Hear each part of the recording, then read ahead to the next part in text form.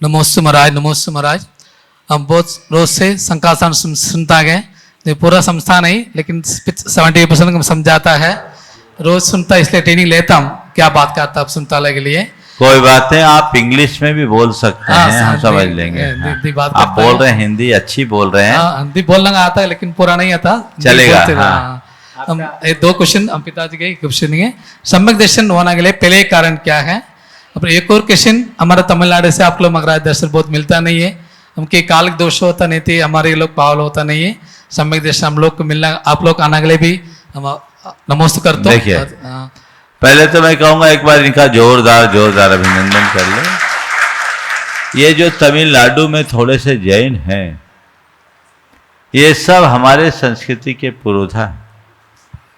2 minute में ये प्रसंग में जरूर बोलना चाहूँगा कि तमिलनाडु के ये सब नैनार जैन हैं। नैनार है ना? नैनार बोलता हूँ। इनका इतिहास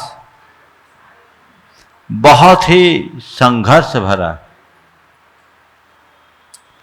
वहां एक राजा हुआ, बड़ा अत्याचारी और अराजकता से भरा राजा था, महेंद्र कर्मा।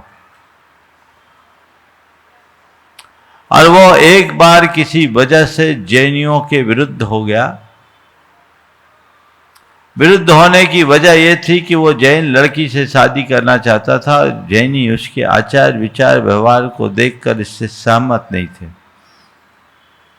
देखो उस समय के जैन कितने मजबूत होते थे। राजा से भी लोहा ले लिया। राजा उससे क्षुब्ध हो गया। जैन धर्म को उसने राष्ट्रद्रोह घोषित कर दिया और हजारों मुनियों की बलि चढ़ा दी। हजारों जैनों का कत्लेआम कर दिया। जो जैन थे, जैन धर्म और जैन चिन्हों को पालना राष्ट्रीय अपराध घोषित कर दिया। बहुत सारे जैन धर्म से विमुख हो गए, लेकिन कुछ जैनी उस विषम परिस्थिति में भी जैन धर्म का पालन करते। और ऐसे ही जैनियों में एक श्रावक एक दिन तालाब से पानी छान रहे थे। पानी छानता देखकर ये सुनिश्चित हो गया कि ये जैन हैं। उन्हें बंदी बना लिया गया। राजा को संयोगतः उस दिन पुत्ररत्न की प्राप्ति हुई थी, तो राजा ने उसे छोड़ दिया।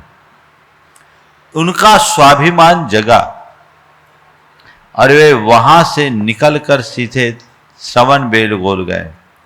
श्रवणबेलगोल में होयसल वंशी जैन राजाओं का साम्राज्य चलता था। उनने उनको संरक्षण दिया।